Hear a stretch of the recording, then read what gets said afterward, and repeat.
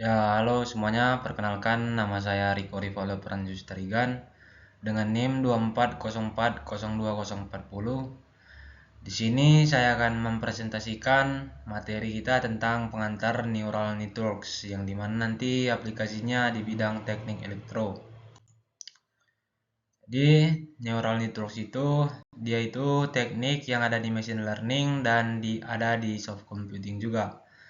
Nah, mesin learning dan soft computing ini merupakan bagian dari suatu wadah besar yang kita namakan itu atau dikenal dengan artificial intelligence.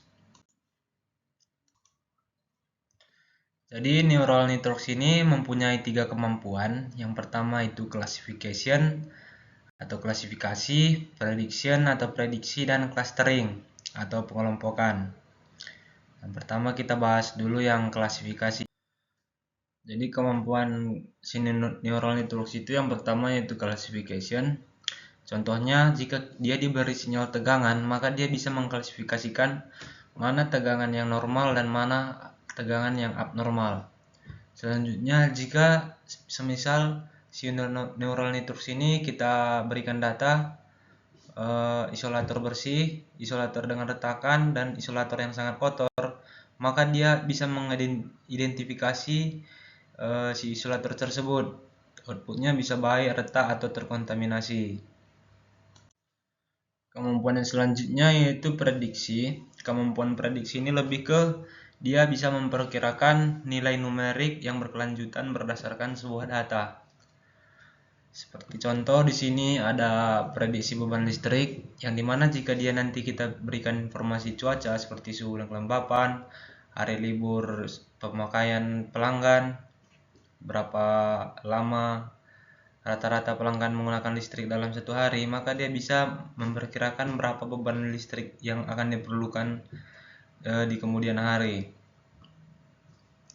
Lalu ada contoh lagi prediksi energi terbarukan dengan memberikan kecepatan angin di pembangkit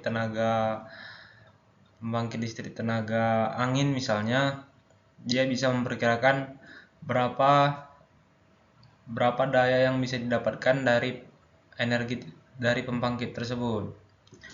Nah, selanjutnya itu dia juga bisa memprediksi sisa umur pakai yang dimana nantinya itu dia mempermudah yang namanya predictive maintenance. Jadi kita bisa memperbaiki suatu alat-alat listrik itu berdasarkan prediksi si neural networks ini. Dengan berdasarkan suhu, getaran, kualitas oli, dia bisa memprediksikan kapan si mesin ini bisa langsung diperbaiki. Selanjutnya, kemampuan yang selanjutnya yaitu clustering. Nah, di clustering ini kita memberikan data-data random, bisa dibilang random pada si neural networks ini, dan dia nanti yang akan mengelompokkannya. Contohnya di sini, jika kita memberikan data-data, dia bisa mengkelompokkan yang mana keluarga dengan penggunaan tinggi di malam hari, yang mana dengan usaha komersial dengan penggunaan tinggi di siang hari, dan yang mana industri dengan penggunaan konstan 24 jam. Jadi yang dimana nanti bisa membantu kita menentukan tarif listrik yang sesuai. Selanjutnya nanti data-data listrik yang sudah kita berikan ini biasanya dia akan membentuk pola klaster yang rapat dan titik data baru dibandingkan dengan pola data yang normal. Bisa nanti jika titik data terlalu jauh dari klaster itu bisa dianggap sebagai anomali yang dimana ini bisa membantu kita untuk mendeteksi suatu pencurian listrik atau indikasi kerusakan pada suatu alat. Jadi dari mana ide canggih neural networks ini berasal? Nah, ide canggihnya itu berasal dari otak manusia atau saraf-saraf manusia, yang dimana di sini ada neuron body. Sinyal yang ditangkap oleh neuron body ini nanti akan diteruskan ke akson, dan akson ini akan meneruskan ke sinapsis, yang dimana sinapsis ini akan meneruskan ke saraf-saraf yang lainnya. Contohnya ketika kita sedang memakan coklat, panca indera kita akan menerima data dan data ini akan diteruskan ke otak, yang nantinya otak ini dibilang sebagai hidden layer yang akan memproses informasi. Selanjutnya akan didapatkan output layer sebagai hasil akhir yang dimana nanti di mulut kita rasakan coklat itu manis atau pahit. Dalam arsitektur dasar neural networks itu terdiri dari 3 lapisan yang dimana input layer, ada hidden layer, dan ada output layer.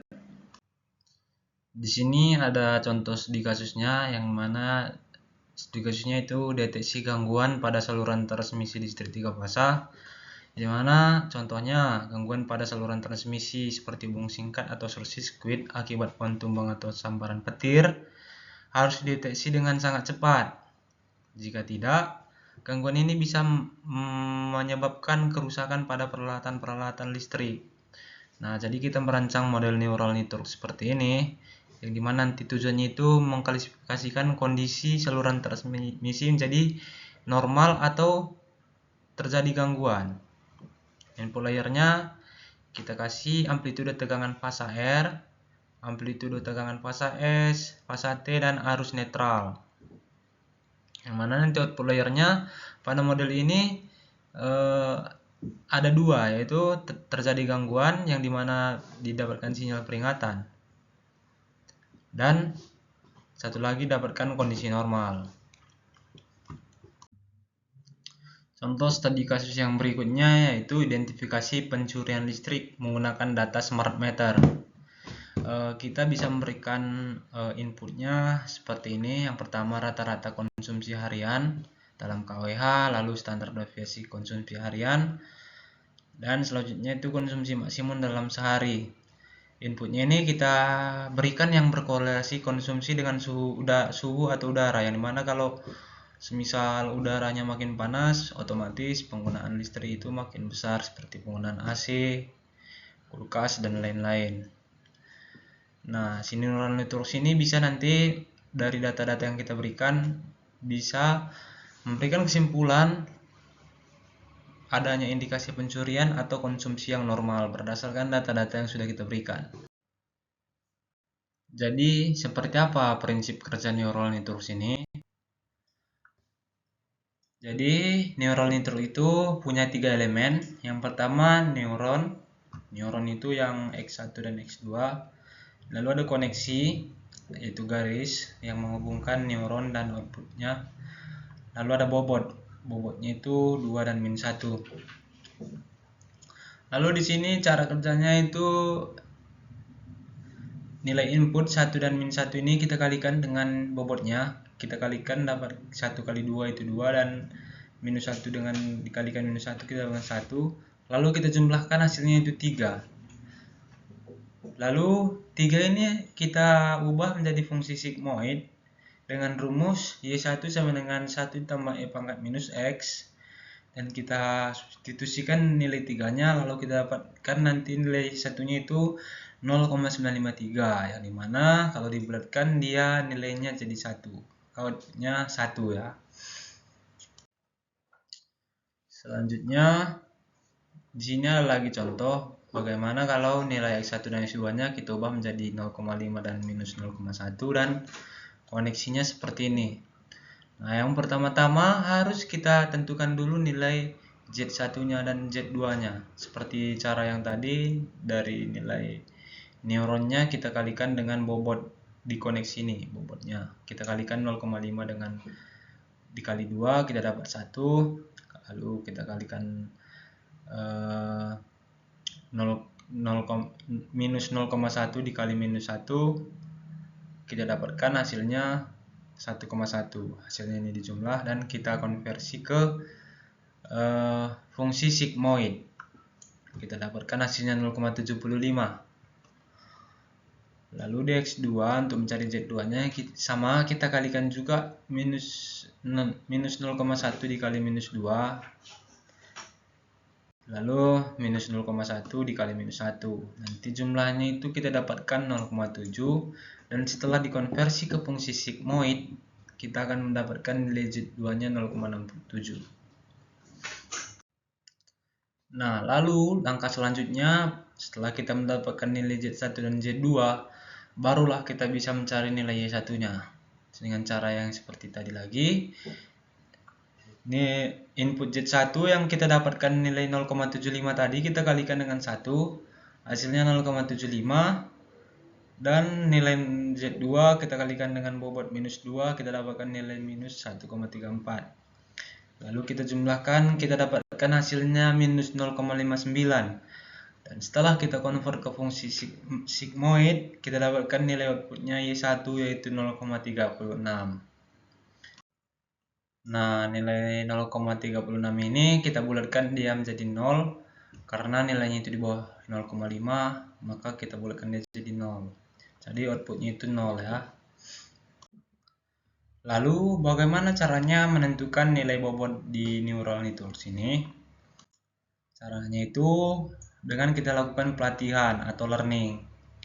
Di sini dengan neural network seperti ini, kita punya nilai X1, X2, inputnya 1 dan 1. Kita tentukan nilai awalnya itu secara acak. Lalu nanti outputnya kita lihat dia sesuai target atau tidak. Misalnya yang pertama kita kasih nilainya 2, 1, min 1, min 2. Bobotnya 1, min 2. Ini bobot awal yang kita berikan. Jika outputnya tidak sesuai target dan error, kita bisa hitung mundur.